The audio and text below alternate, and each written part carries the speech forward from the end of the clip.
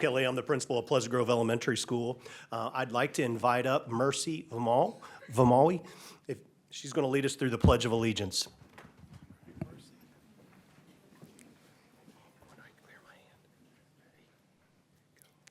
I pledge of allegiance to the flag of the United States of America and to the republic for which it stands, one nation, under God, indivisible, with liberty and justice for all.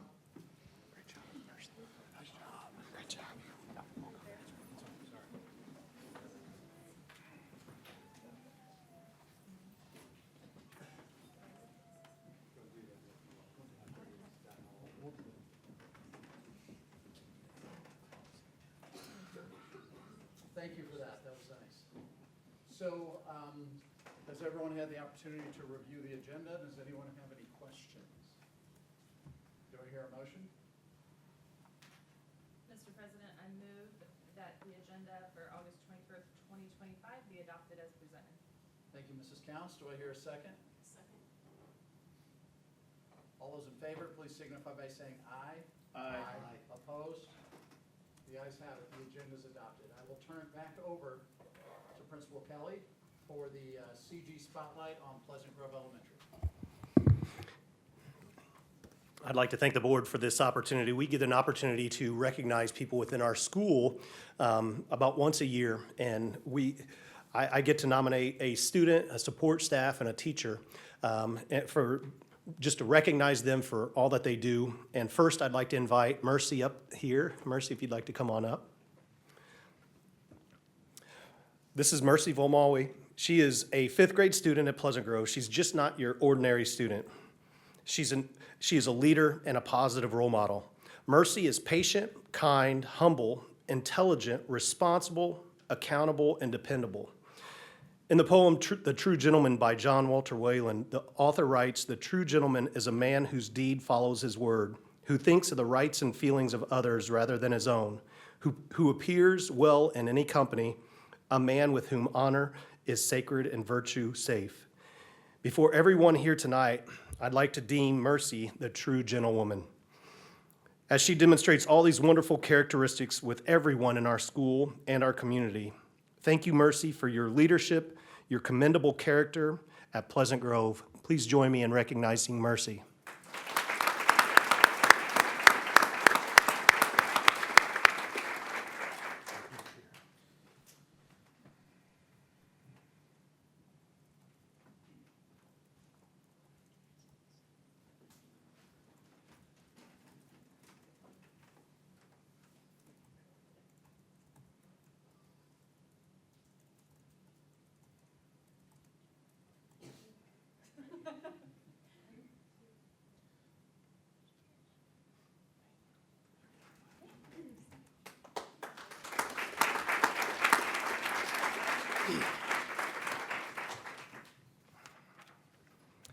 Next, I'd like to invite up Tracy Kaler, our media specialist. You know, Tracy, you make me smile. She's just like one of the kindest people you would ever meet. Tracy is our media specialist in the Pleasant Grove Library. She's being recognized for being such a positive and special leader at Pleasant Grove. Each day, Tracy brings a smile, a positive outlook, and encouraging words to share with everyone she encounters. Tracy is a role model for peers and children, as her kindness is always at the highest level.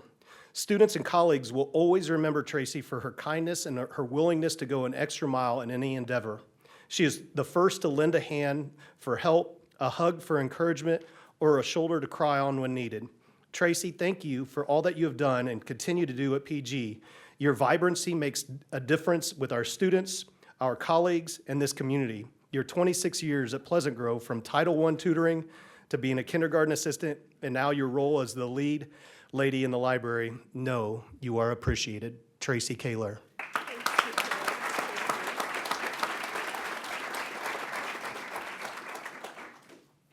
And then I'd like to invite up Heather Trammell, kindergarten teacher at Pleasant Grove. Heather is a kindergarten teacher at Pleasant Grove. She serves as one of our student council sponsors and is the lead department chair for the district in kindergarten. This is Heather's 12th year at Pleasant Grove, And she has so many outstanding characteristics. She is driven, meaning she's always looking and working hard to be a better version of herself. And she's pretty good to start with. She's a natural in the classroom. Kids love her, and she loves them. And her classroom data will tell you that she is part of the exclusive top 1% of the world. Every year, when it comes to teaching kindergarten, her kids perform because she gives her best. She connects with kids, she makes them feel safe and loved, and in return, they work hard to make her proud. Thank you, Heather, for setting such high standards of excellence. Heather Trammell.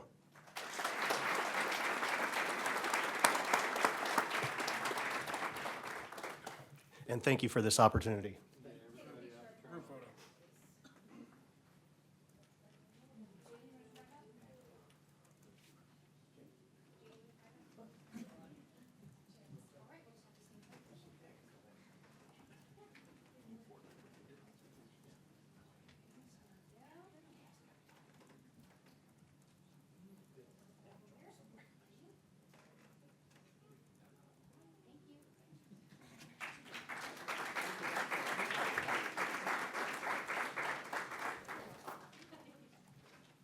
Thank you, Principal Kelly. That's always nice to just meet special people.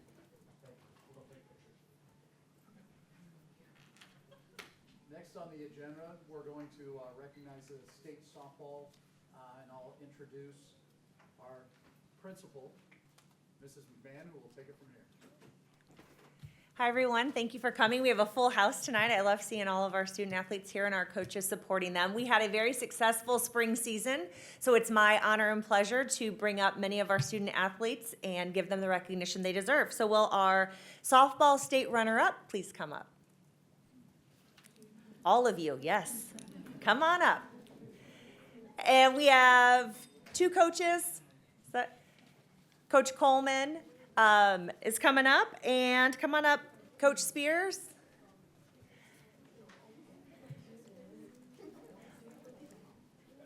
Our girls had an outstanding season.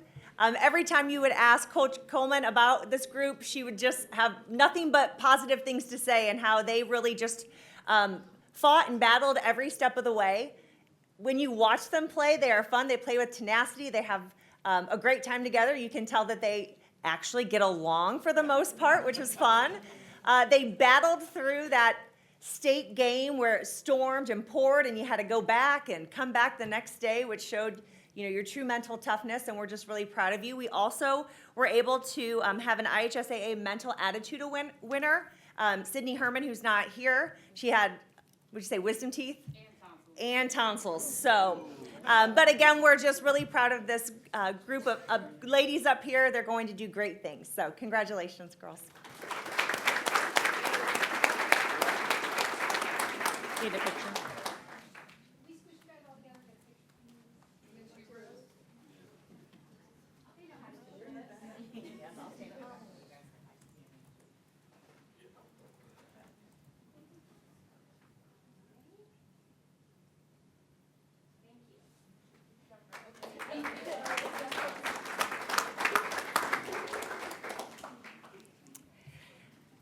Next up, I would like to introduce Lucy Burrell and Coach Dotson, if they'll come up. Lucy is a state runner-up in discus. One of the nicest girls you'll ever meet, always has a smile on her face. Extremely dedicated, does not know exactly what her future plans are, but she says she is going somewhere south to continue her collegiate experience, obviously with the goal of participating in track and field. So again, we appreciate Coach Dotson and all of his effort and work. He loves standing up here in front of everyone right now. And again, we're just really proud of Lucy and her hard work in being one of our only state girls to medal this year at state. So.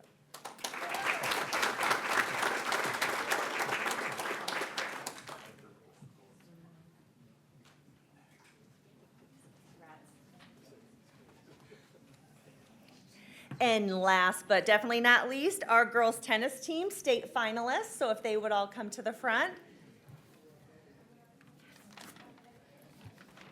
We have several members, but they're not all able to be here tonight. A lot of our seniors have started to experience their collegiate steps. Yes. It has been a blast watching these ladies perform throughout the spring. I always love seeing Coach Burton out there cheering them on, extremely positive as always. And one of the things that I find so enjoyable about watching this group of girls play tennis is that they are always cheering each other on. You hear the yeses from across the court, good job. And that's fun because sometimes you don't get to hear your own teammates cheering you on. So this group of girls had a lot of tough competition. They showed mental toughness, and they continued their path to success, and again, had the privilege of being the semi-state runner-ups. Congratulations, ladies.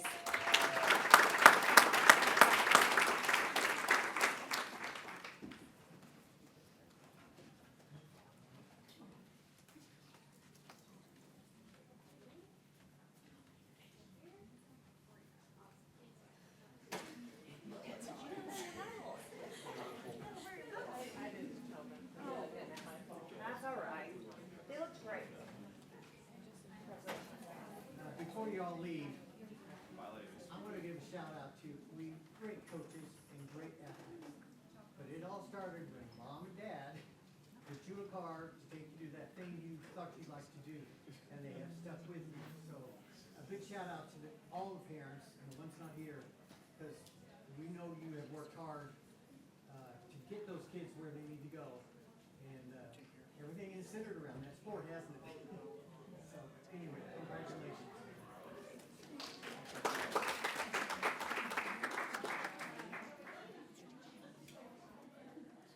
Before we move to the next agenda item, I just want to remind all the board members to turn on your microphones. I think they're having a problem hearing in the back and sometimes online.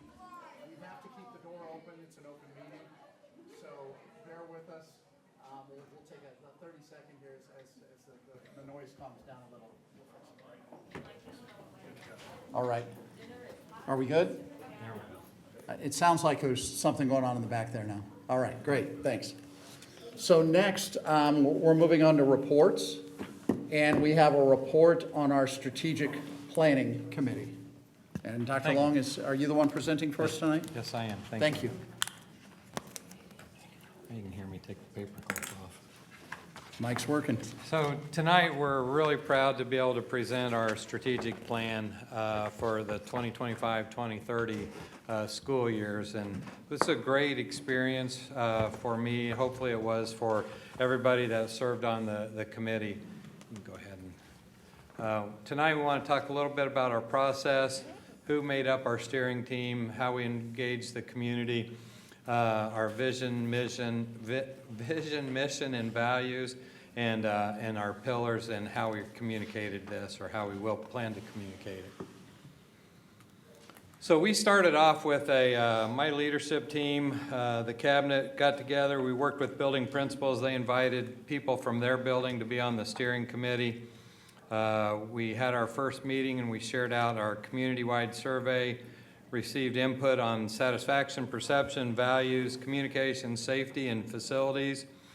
We had responses from 5,307 students, parents, and guardians, staff, faculty, and administrators, and community members. A lot of commas there. We did a follow-up survey a month later and received another 589 surveys on our draft initiatives before we finalized them. During the 2 weeks that the community survey was open, this is a really neat thing. We conducted 8 focus groups made up of students, parents, guardians, teachers, staff, administrators, and community members. And they were interviewed about their experiences, their insights, and gave us a deeper understanding of what our stakeholders valued and what they expected from our school corporation. And our last step now is to share out tonight in a public session with the board members, and then we'll share it out with the rest of our stakeholders after you've had a chance to see it. We got almost a really good picture, except Hopper didn't cooperate. If you look in the bottom left-hand corner, everybody cooperated but Hopper. But we didn't want to cut him out because he helped us as well. But I want to really thank everybody here. We had 22 people, again, teachers, staff, administrators, school board member, community members, and parents. And we met 3 times for 3 full-day sessions and just did a ton of work. And they were so positive and so helpful. And it just really was a good process. And I want to appreciate everybody that volunteered and served on this. So probably the cabinet didn't really volunteer, they probably were voluntold, but everybody else volunteered.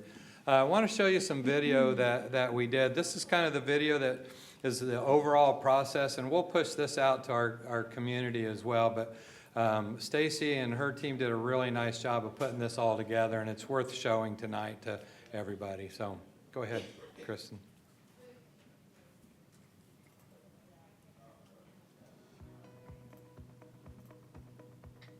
I think Center Grove is exceptional because we're innovative. We're always looking for creative ways to support our families, our students. We want to excel in all of the areas. So that's academic, extracurricular, people feeling as though they belong and thrive here in Center Grove. We're always striving to be at that top notch. Strategic planning is so important, I think, for any organization, but for our school corporation, we're looking for ways to get better. I think what someone should know about the plan is that it's not only what are we going to do, but how are we prioritizing those things. Our strategic plan is really to give us a pathway for the next 5 years of what we want to try to accomplish. We surveyed our community twice, so we got a lot of feedback, and we were really pleased by the amount of people that took the time to fill out the surveys and give us some feedback. We went nitty-gritty down into the line details, pulling out lines from, hundreds and hundreds of surveys and people who participated in the focus groups. And I can say absolutely firsthand that we heard you, we listened, we looked at the feedback, we looked at the results. We really listened to voices across the board from teachers, from parents, from just general stakeholders in the community, to administrators, all the way down to instructional assistants, that everybody had this voice and ultimately deciding what's best for Center Grove. It's something unique that's going to catch us where we're at and help us continue to grow. We all play a role in being successful as a school district. I think one of the beautiful things about this process has been, first of all, they have people like me.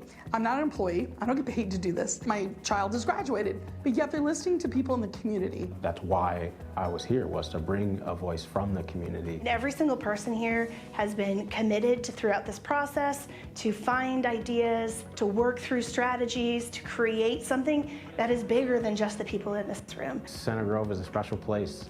People are so proud of being members of this community. We had several hundreds of positive perceptions of the district.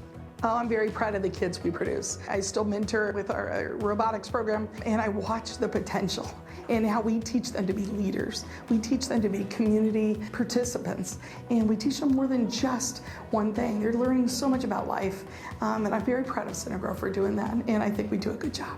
My key takeaway, how valuable the school is to our community, and how important it is, and how everyone wants to see us succeed. I can't wait to take all of these pillars and get to work on them and show everyone how these pieces fit together to make us even better.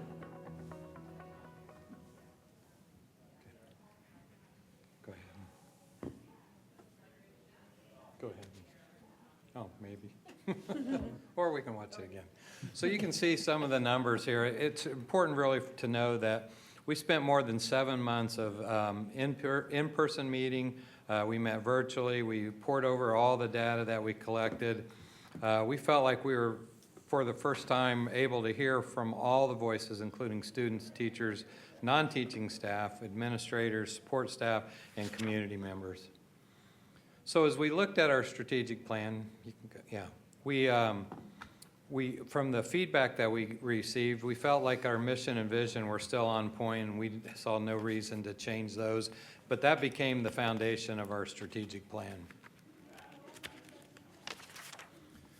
So we used the data that we had to establish some values and what they meant for Center Grove. And when we asked, this is part of the survey, and it was learning, empowerment, and community. And those came out through our surveys and through the input that we got from our meetings. So the first pillar, learn and succeed, where we talked about we'll create a learning environment, we'll create learning environments, experiences, and opportunities that challenge all learners to achieve their highest potential. So this pillar was led by Dr. Simmers, and we had great input from everybody else in this. And one of the nice things about our process is as we worked on each of our pillars, then we rotated around to the other pillars. So we got feedback, not just people like for our group on Learn and Succeed, but we got feedback from the other two pillars on whether they felt like we were on target or on track with what we were working on. So we talked about how will we know if we're successful, and we said that we'd have curriculum that's aligned and consistently implemented across the schools, that all of our students and staff are held to high expectations. The instruction is differentiated and data-driven. Our behavior expectations and intervention strategies enable a focused, safe learning environment for everyone, and the staff receive job-embedded professional development that is purposeful and engaging. So some of our initiatives, I just want to touch on these briefly. We'll implement a district-wide professional learning community, PLC. You know, we've been working on that for a while. We really are just trying to focus on making those valuable and consistent across the corporation. We'll adopt and implement a guaranteed and viable K-12 standards-based curriculum. And that's something that we've talked about for a while, but we're putting in place the ability to guarantee that we're doing that with all across the board. One of the areas that I'm really excited about is we're going to create and implement a district-wide multi-tiered system of support, or the MTSS framework. It's something that we've not had, and it's something that I think will help establish what we're trying to do and to make sure that we're meeting the targeted interventions and progress monitoring for all of our students. We also will implement a K-12 responsive teaching approach grounded in research and evidence-based strategies. So here's a video that just it's a real short, talks about our Learn and Succeed pillar.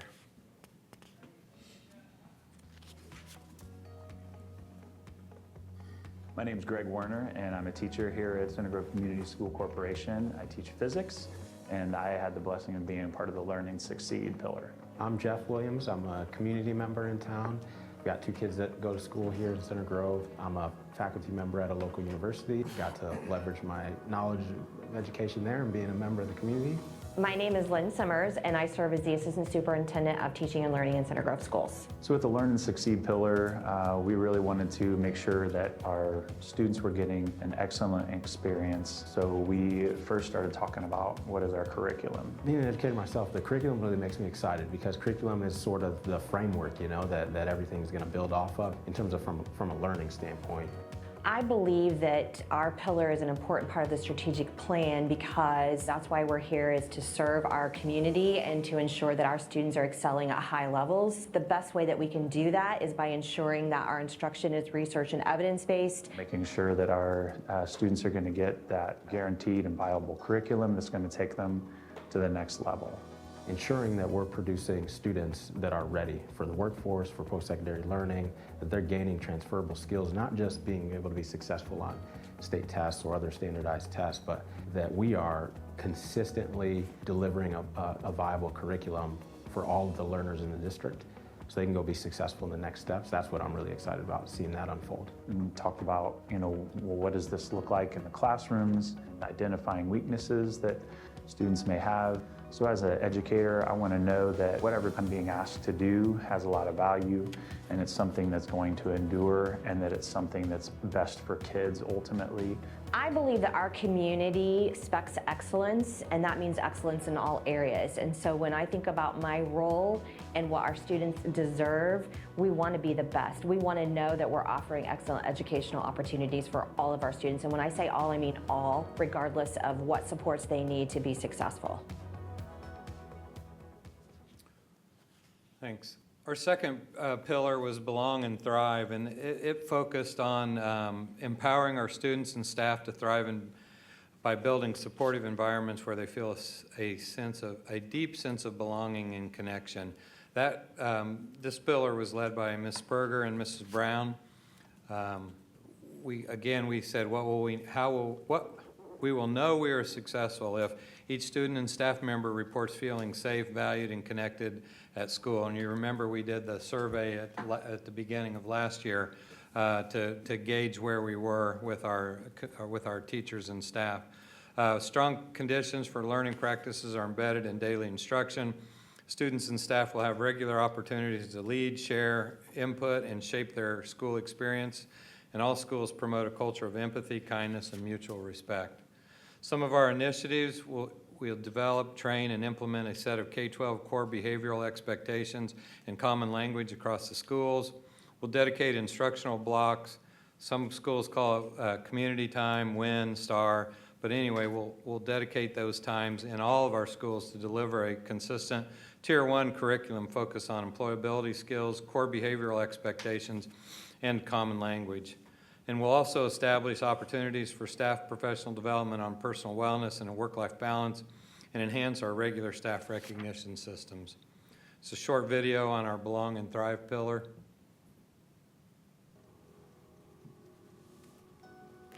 My name is Lisa Peratt. I'm a parent of an alumni of Center Grove, and I have been part of the strategic planning process on the Belong and Thrive team. My name is Christy Berger, and I am our Executive Director of Student Services for Center Grove Schools.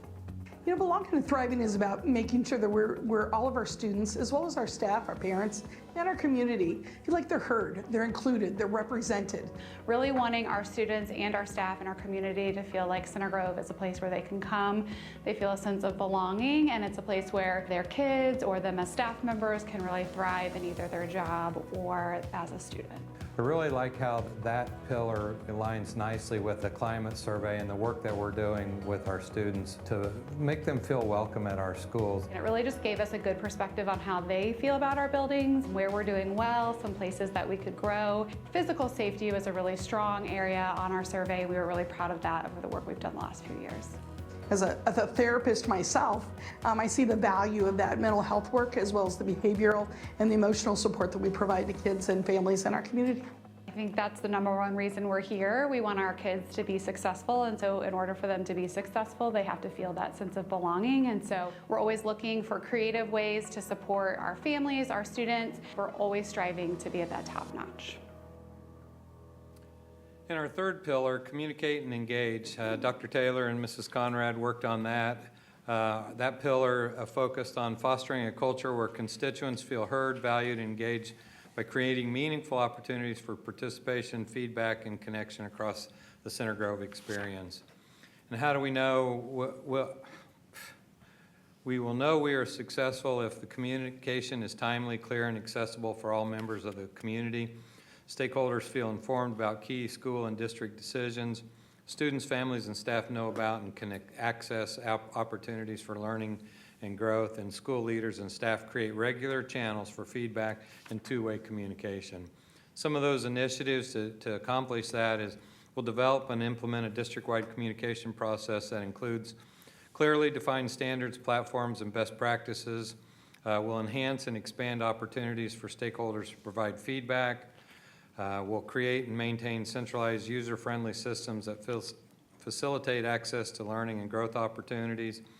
And we will strengthen stakeholder engagement by leveraging new and existing stakeholder and advisory groups.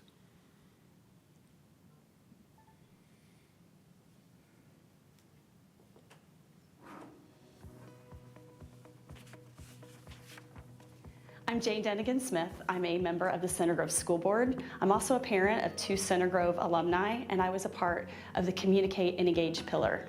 I worked with the Communicate Engage pillar. My name is Julie Shaver. I am the art teacher at Middle School Central, so I teach 6th, 7th, and 8th grade. I also am a parent, and I work a lot with the Red Alert Robotics team. My name is Stacy Conrad, and I'm the Executive Director of Communications for Center Grove Schools. As part of the Communicate and Engage pillar, we were looking to find new ways that we could communicate effectively and efficiently to our constituents, the stakeholders within the community, of course the parents, students, really everyone that we communicate with, but we also wanted to find effective ways to engage with them. What we heard from our survey is that our teachers and our schools and even the district does a great job of communicating, but sometimes that can be overwhelming. There's a lot of information coming at you, and so what we want to do is find ways to streamline that communication. We want to be completely transparent in everything that we do. People need to feel like they've had an opportunity to provide their feedback, and then we have an obligation then to respond and say we've heard your feedback or we've taken your feedback, and now we're going to apply that in a certain direction. So that we're not just doing one-way dialogue, that we're creating a two-way dialogue, and that we can all work together to make an even better Center Grove School Corporation. There are a lot of great things going on every single day. We want to make sure that they know where to find the information that they need and that they can trust. And then we also want to make sure that they know how to share their ideas and their feedback. As a parent of students who were athletes and involved in a lot of activities, and as a working mom, I had a lot of information coming at me. And it's not that I didn't want all of that, but finding it all in one easy place and having it very efficiently delivered to me would be a great step forward for those working parents who are active and have active children in the community. Our ultimate goal is to have people that are engaged and want to be part of our district. And so I think this pillar is going to be about pulling all of that information together and making sure that we're getting people what they need and when they need it. So how are we going to communicate this? If I know Stacy, it's probably active in like 30 seconds from now. The website will be. But we'll email some communication. We'll use social media campaign, and then we'll talk about this at our stakeholder group meetings, whether it's the ambassadors or during a coffee chat, our president's group meeting, or PTO meetings out in the buildings. If we get invited to Rotary, we'd be happy to share our strategic plan with the community. I do want to do a special thanks to Stacy. She really helped lead this initiative, and you can tell by the work on the graphics and the videos how well done that was. And we want to make sure that our community gets the opportunity to see this. And she even drafted or worked on a kind of a model of what we would put together and share out with our community. But it was a really nice process, and everybody worked really, really hard to get where we got. And hopefully you see the work or the outcome of all that work, and really open to any questions you might have. Or How will the community get this? Go home in backpacks? no, we're not going to print off 10,000 of those. They can download it by probably hitting the QR code there. Okay. It'll be available on our website.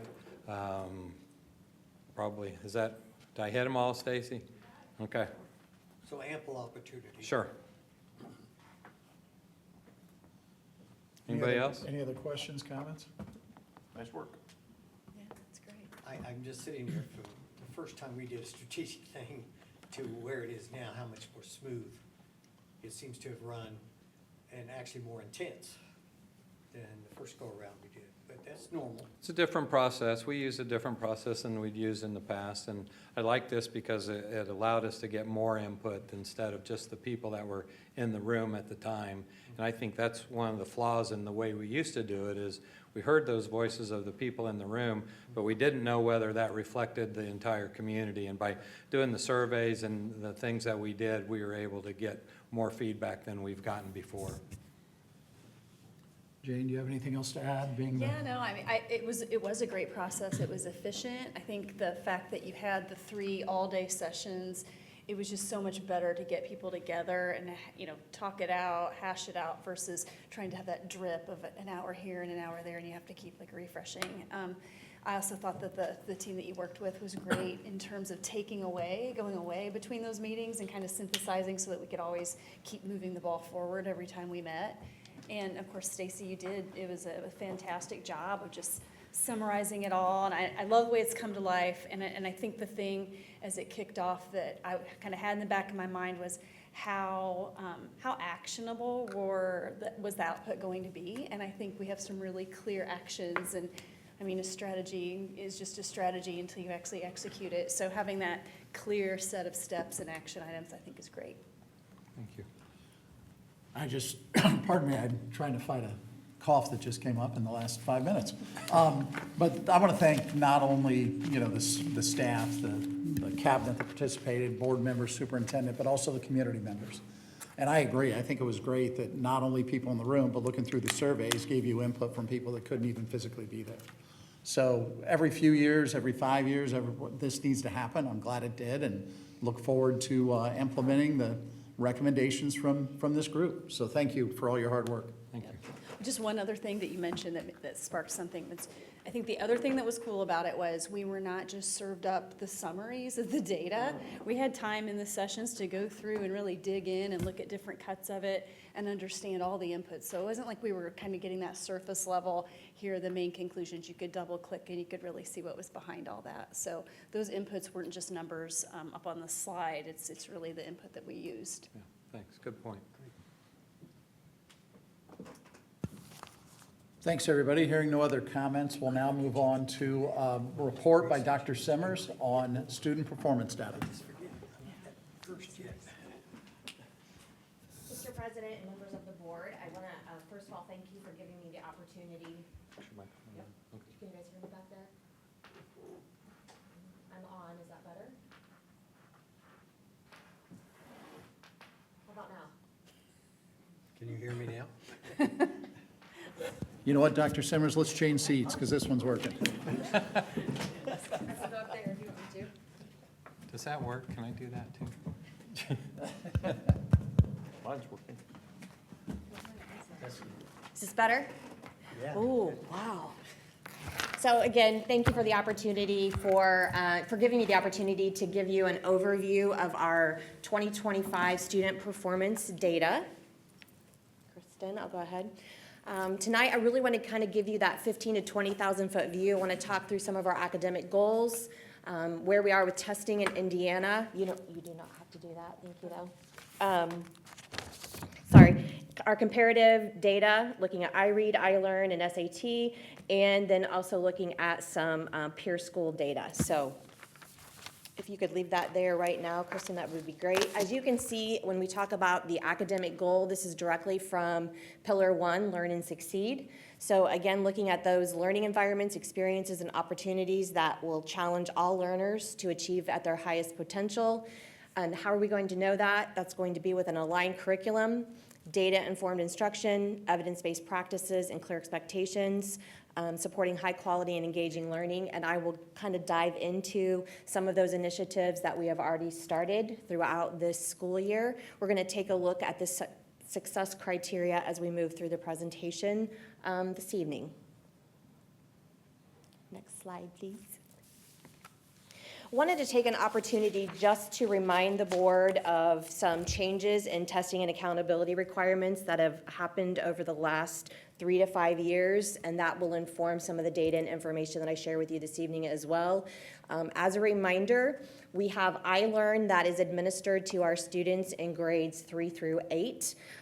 We had the Indiana academic standards that were revised in 2020, and then there was a legislative reduction of those standards in 2023. So those are the standards that we are now incorporating into our instruction in the classroom. The point of that reduction was to ensure that our teachers had the time to cover the standards from each grade level to the next, and ensure that we were looking at those essential learnings identified at each grade level. In 2024, there was the iLearn summative to reflect those streamlined standards. So that was the first time that we implemented that new assessment, if you will. We also had the pilot of the checkpoints in grades 4 and 6 through 8. So we did pilot the iLearn checkpoints this past school year. Please note that this year, we will be implementing those checkpoints, those iLearn checkpoints, in grades 3 through 8. So it's referred to as the through the year format, so there will be 3 checkpoints plus the summative. As a reminder also, we have iRead at grade 3. Center Grove opted to administer iRead to our second grade students in 23-24 because we wanted an opportunity for our second grade students and teachers to have experiences with that assessment before it was required. 2025, this past school year, all of the second graders across the state of Indiana were tested statewide. So that will be reflected in some of the data that we look at as well. Thank you. Next slide. So here's some of the comparative data that I would like to share with you this evening. Let's just scroll on up, Kristen. This is our iRead data for the last 5 years. So as you can see in grade 3, Center Grove has a passing percentage essentially of 90 or above. And of note, let me get here, make sure I'm hitting all the high notes here. Overall, you can see we saw an increase in the percentage of students passing iRead from 24 to 25, from 92.5% to 95%. 3 of our schools reached our 95% goal. That was Center Grove, North Grove, and Sugar Grove. Also want to note that both Walnut Grove and Maple Grove were extremely close at 94%, with all 6 of our elementary schools achieving a passing percentage of 90 or above. So I think that that's a notable success and achievement. Other notable successes include the growth of our special education students. Maple Grove increased from 52.6 to 75%. Walnut Grove grew from 43.5 to 63.2%, and Sugar Grove saw growth from 70 to 82.4% in their passing percentages of identified special education students. So that is a notable achievement in those 3 buildings. You will also see at second grade, we saw a notable increase from 58 to 74.6. Talk through some pieces there that I think allowed us to achieve those passing percentages as well. We know that there's still work to be done to improve the learning experiences and opportunities for our students, so we're going to continue to focus on that effective instruction and remediation around the body of evidence, the science of reading. Some other things that I think played a role in our success is that we have been implementing UFLY, which is referred to as the University of Florida Literacy Initiative, which is very explicit, systemic instruction of phonics. And so we have been training our teachers in grades K to 2 in that model of instruction and implementing it with a great level of fidelity, giving our students those foundational skills to build upon. Also, the district's reading specialist is also available to support professional development and teachers in their implementation of this model. As we onboarded new teachers this year, we had an evening where they came in to ensure that they understood what those strategies looked and sounded like, because we wanted to ensure that they had the skill set to do what was being asked of them in the classroom. I think another feature or another initiative that really played a role in our success with iRead this year was that Mrs. Curtis, who is our Director of Elementary Education, developed an intentional intervention program for students who did not pass that first round in the spring of iRead, so that we had a consistent curriculum that our interventionists and our teachers were looking at. She carried that forward into summer programming for our students. So I do think that those are key initiatives and pieces that helped us achieve success with our iRead. Moving forward, obviously we still have students who did not pass this test. Law requires for them to be retained. We have reading plans that we've developed for them, so we are targeting instruction for that group of students, providing intentional, focused intervention based upon the body of research around the science of reading to ensure that they are building those and mastering those foundational skills needed to be successful. So we do have some special education and English language learners who qualify for good cause exemptions, so I want to make note of that. However, great success here with what we see in iRead data.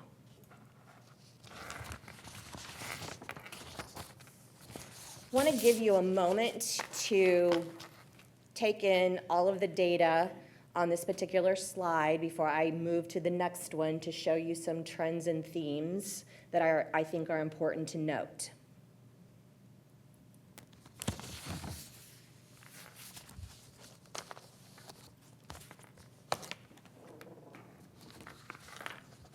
Okay, Kristen. So overall, when we take a look at this data, whether we're looking at cohort data identified by the highlighted blocks of students or groups of students, or we look at this data horizontally across grade levels, we see that the district's performance is inconsistent. So while there are pockets of successes, obviously we recognize that there's room for improvement. Highlights do include that the district does consistently perform above or well above the state average in all grade levels. We see growth in passing percentages at some grade levels, while we also see drops in performance at others. So again, you see that inconsistency.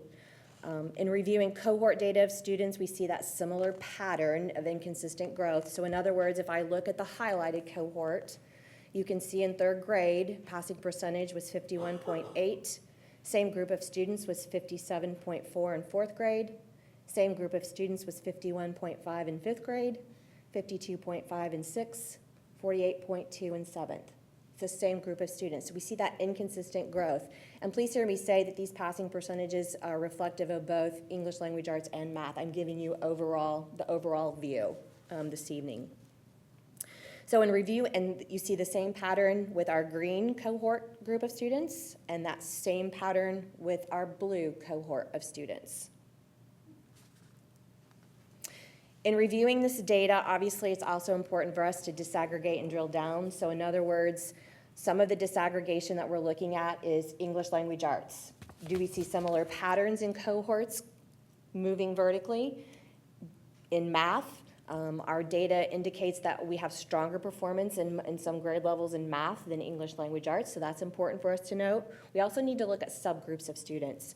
So again, our English language learners, our special education population, we know that we still see larger discrepancies than we would like in the performance of our special education students versus our general education students. So again, disaggregating the data and really drilling down, not only from a district level, but individual schools is important to inform decisions that we're making as we move forward. You also see similar patterns as you look horizontally across grade levels. So in other words, when I look at the third grade group of 51.8%, and I look at 25, I'm looking at 49.5%. And while those are different groups of students each year, if our curriculum is guaranteed and viable, and if our core instruction is solid, we should see consistency or growth even horizontally. So as there still are these concerns, here are some steps that we've put into place, and these do align with our pillar and Learn and Succeed and some of those initiatives and strategies. So here are some things that we've put into place just this year. We're ensuring that effective instruction is happening in every classroom through the implementation of research-based and evidence-based instructional strategies. So when you look at instruction in a K-5 classroom, we have consistent practices for that literacy block, which is 90 minutes, and for that mathematics block, which is 60 minutes. So those consistent instructional strategies.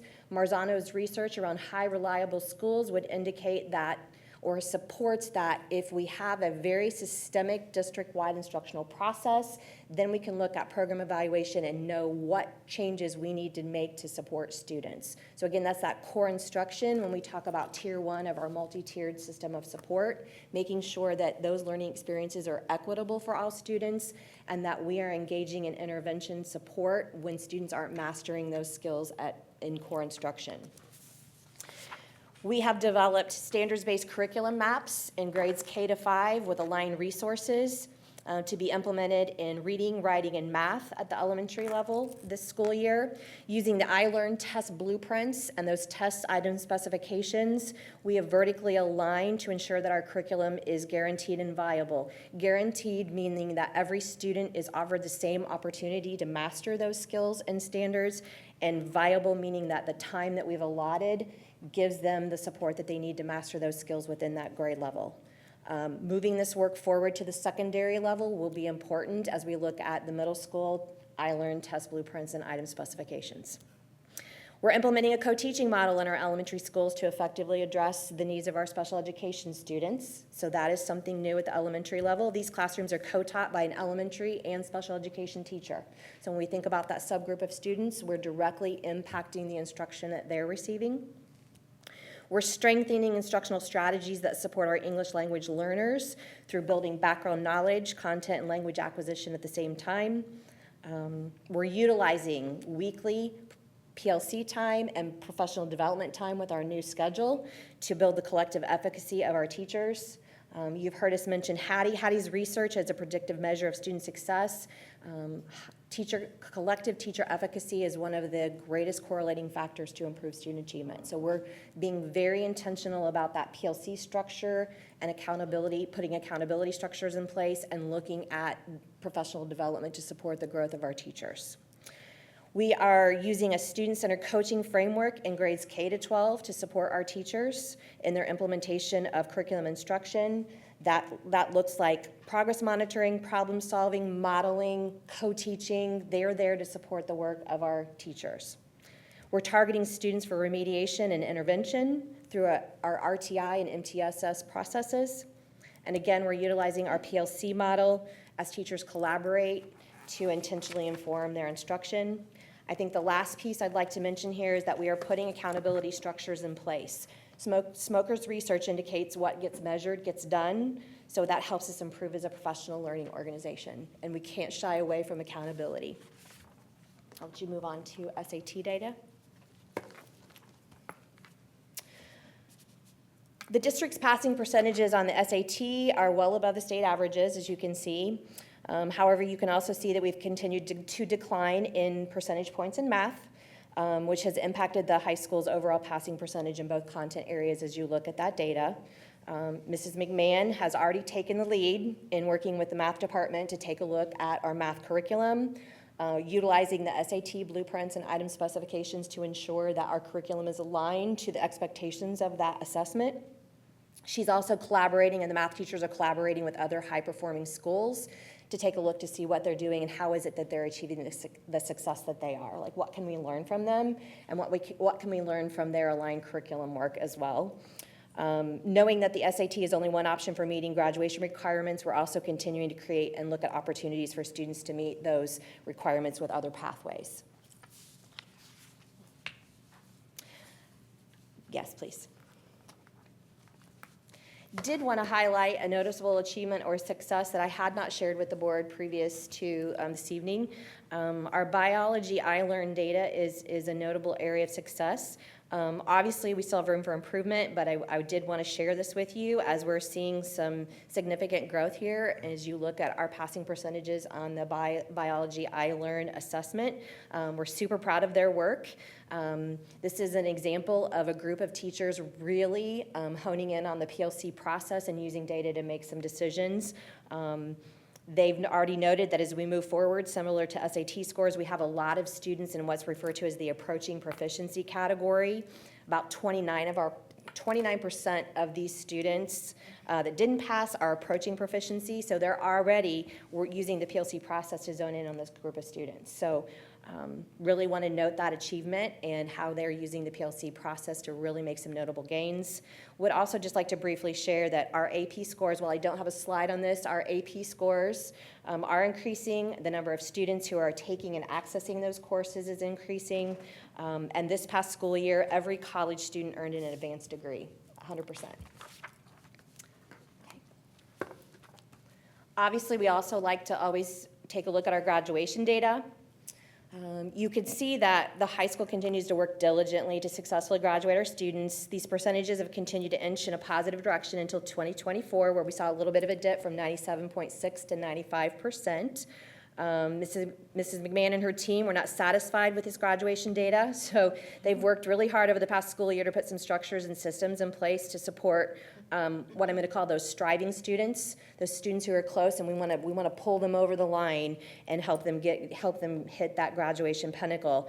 I can share with you that our unofficial, because again, remember this is always a year in arrears, our unofficial graduation rate for 2025 is 99%. So this data has not been yet certified, but our high school team has been really working hard and tracking it very closely. So I want to commend them for their efforts and how they're paying off. Okay.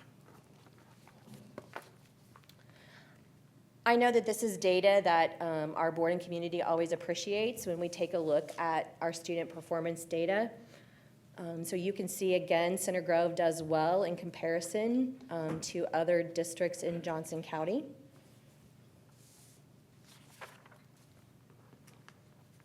Would you go to the next one? Also brought this to the board last year and decided it was important to review and bring back as well. When we look at peer rankings, so we're looking at districts who are similar to Center Grove in demographics, size, structure, those types of data pieces. In all transparency, when comparing this data from last year, Center Grove's passing percentage there that you see that proficiency percentage decreased from 58.4 to 47.5%. However, I will also note that so did the performance of all of these other schools. However, those percentage points varied with the exception of one. Center Grove's ranking continues to be stagnant. As you can see, we are the dotted line there when you look at peer rankings. We were 19th in the state last year. We are at 20 this year. So very stagnant because of our inconsistent performance. Just a few last reflections, and then I'll open up for any questions that the board might have as you're taking in all of this data.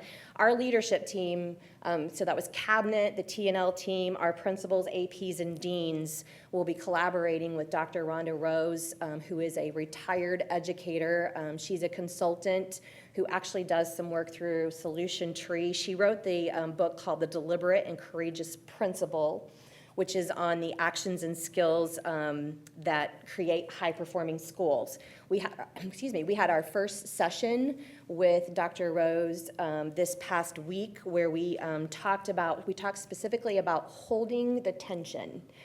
And really that message around holding the tension was that when the work gets hard, it's important for us to hold the tension so that we don't lower expectations or that we put in systems that don't allow us to move forward.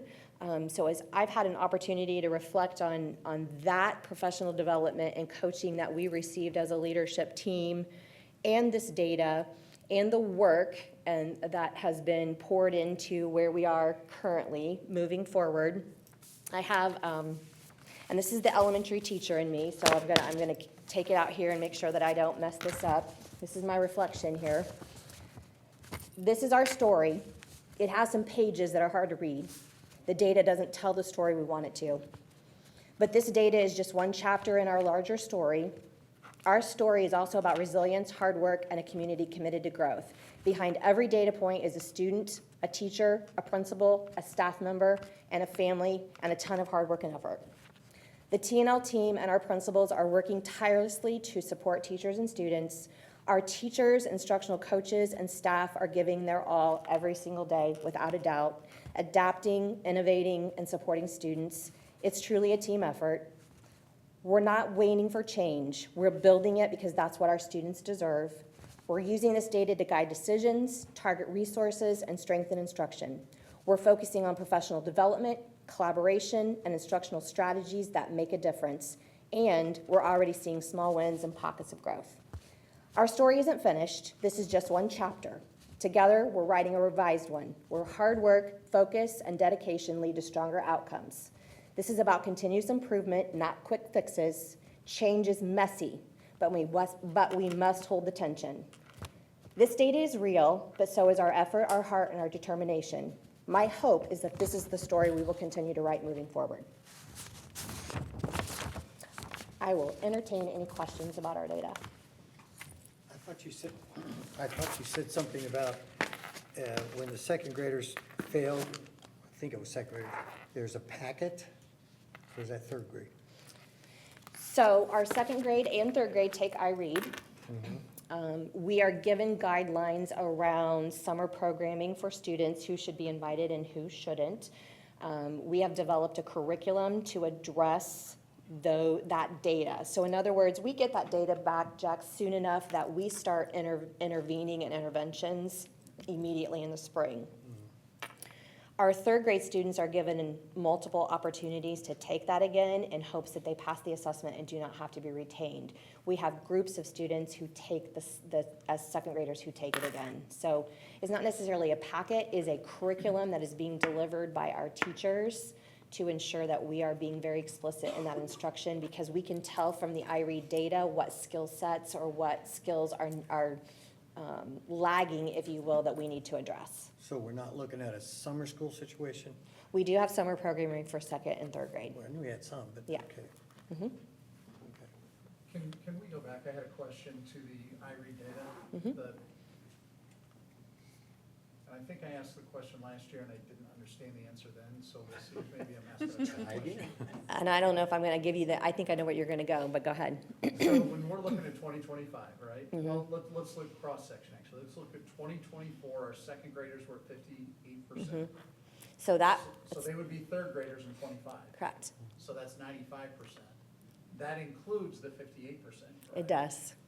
So, I mean, that's pretty remarkable, though, that we had 42% not make it in second grade, but 37% of the whole. Correct. Meaning only 5% didn't pass. So Correct. that's a pretty remarkable change from the 58% second grade to a 95% of the whole. Correct. Did I ask that right this time? You did, and you got it. What'd you think I was gonna ask? I thought that that's what you were gonna ask, because I made notes about the 42% from last year. So that's about 25% this year. And now, and I appreciate you saying we hit our goal, which was 95%. So if we go to I Learn, what's our goal? Our goal needs to be, our goals for this school year are to look at a 2% proficiency growth in those So- content areas. 49.5? It's a start. It's a start. Oh, I understand. And I would say that that also needs to be by content area. So if you look at school improvement plans, our principals have identified, based upon the passing percentages of their individual schools, those percentages specific to their populations. And then I have noticed when you look at the statewide average, it's actually ticking up. A little bit. We'll get there. We will get there.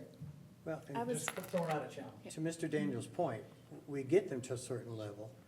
What's in the curriculum to stay there or go up? In other words. It's the depth and rigor of the You've seen people that get to a standards. certain level and then they rest on their laurels. And we don't want that happening as they go to the next grades. Correct. Which is why we have to have the guaranteed and viable curriculum to ensure that the standards are at the depth and rigor of the assessment each year. And that we haven't unintentionally created learning gaps for students by not vertically aligning our standards and curriculum. I was gonna ask the same thing Rob did, but I was thinking about the last, second to the last, or maybe the last chart, the line chart with all the schools. Okay. Because I was thinking to myself, what's even a reasonable clip to increase at? And I think it was Lake Central's got some super crazy exponential, I think it looked like they were taking like 10 to 15% gains over the course of like, yeah, can you go to that slide? 'Cause- The last one. So that.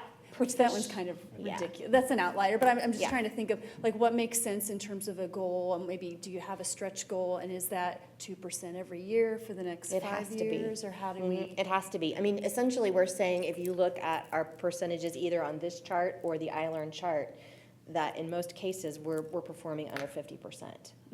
So we do have to look at a 2 to 3% gain over multiple years to be able to see that increase over time.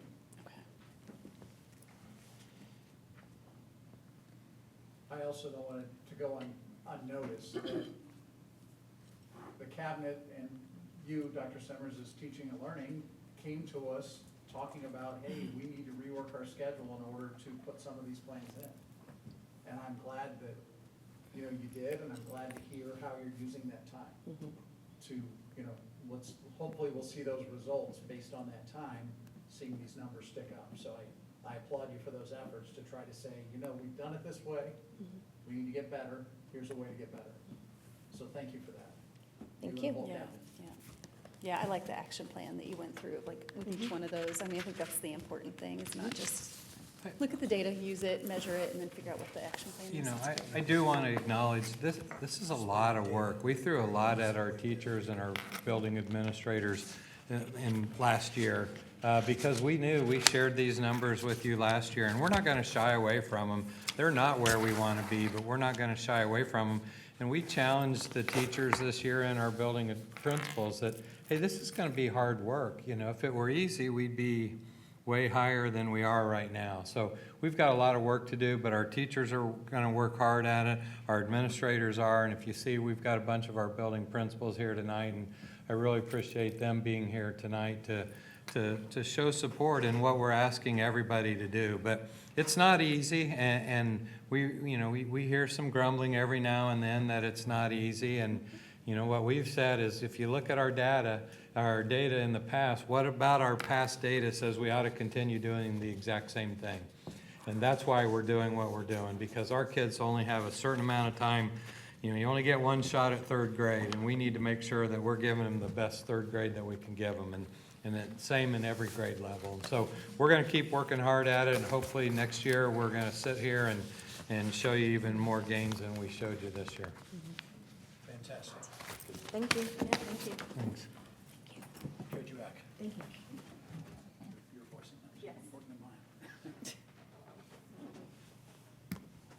I like hold the tension, so I think we're gonna have to hold the tension a little longer. See if I can get this heat back up. There we go. Thank you for that. Next, I see we're to the point of public comments, and no one has signed up for public comments tonight. So we'll move on to the consent items. Everyone's had a chance to review the consent items. Are there any questions or comments? I'll ask for a motion. Mr. President, I move we accept the consent agenda as presented.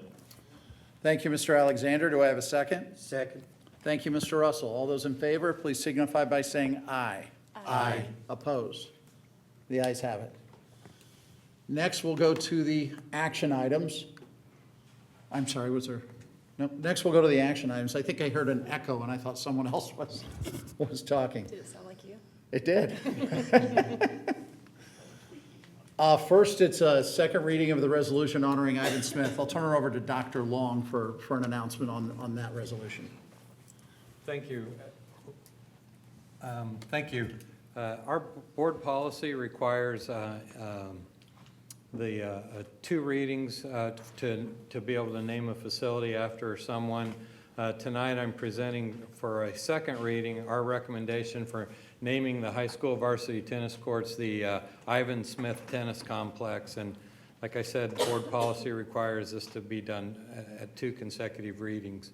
So I would like to read the whole thing again, if that's all right. We are, but I still need to read it. Yep. Right?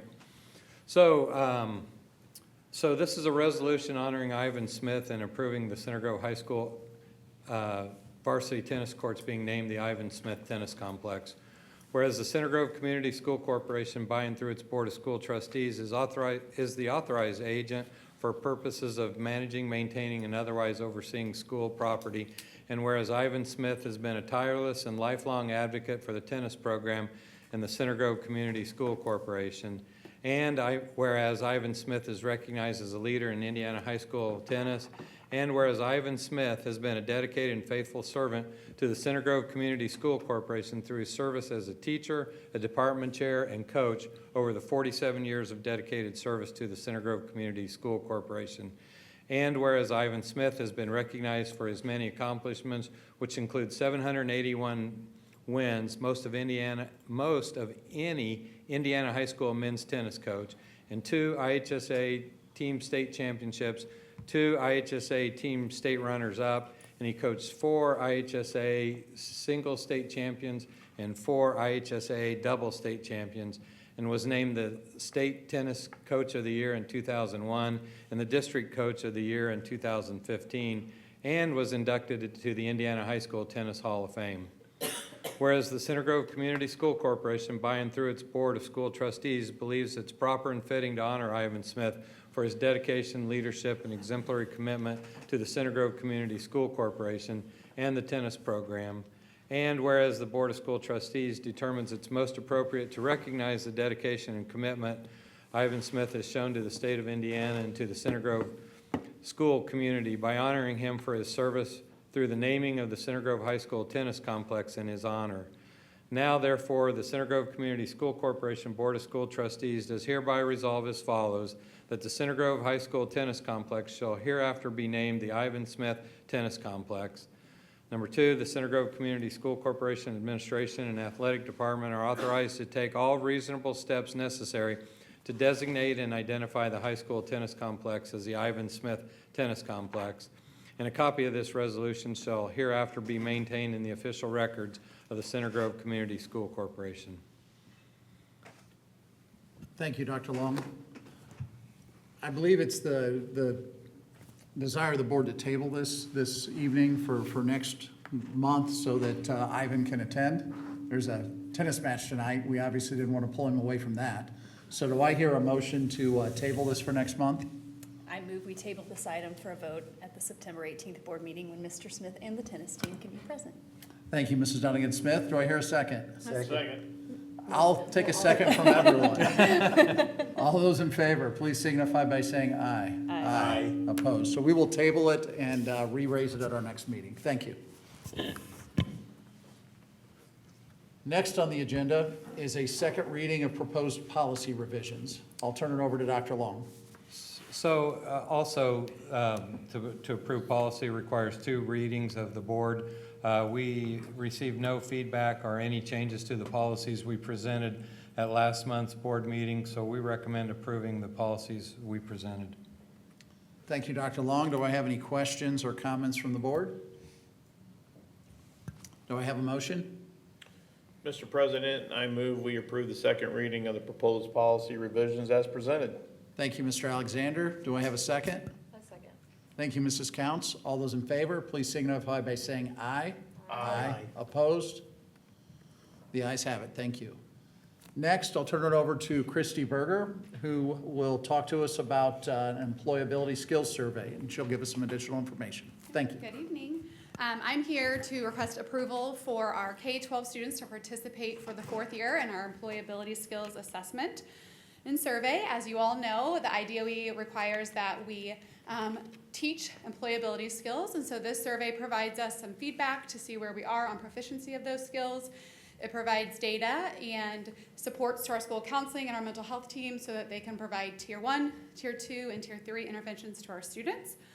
As we have in years before, we will always allow our families to opt out. Starting August 27th, families will receive a notification that the survey will be taking place. They'll have until Friday, September 5th to opt out.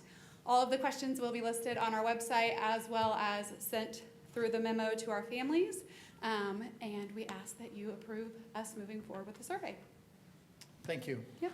Do I have any comments or questions from the board?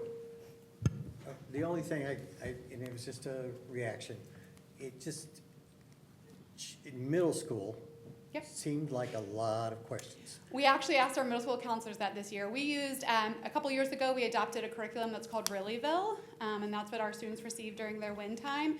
And we went off of the survey that they recommended based off the skills that are aligned to our employability skills. And the middle school counselors wanted to pause and wait instead of changing it this year to look at what we're doing with Belong and Thrive next year. And if we're gonna align to that, they wanted to wait and switch next year. Okay, it just. Yep, I'm it does thinking feel like a lot. A middle schooler. Yep, we agree. We'll stop Elementary halfway through. is, yeah, a third of that, yep. Thank you, Mr. Russell. Any other questions or comments from the board? Hearing no more, do I have a motion? I move that we approve the employability skills survey as presented. Thank you, Mr. Russell. Do I have a second? A second. Thank you, Mr. Dunnigan-Smith. All those in favor signify by saying aye. Aye. Opposed? The ayes have it. Pardon me. Now we move on to announcements, just a few general announcements first. September 1 is Labor Day. There will be no school.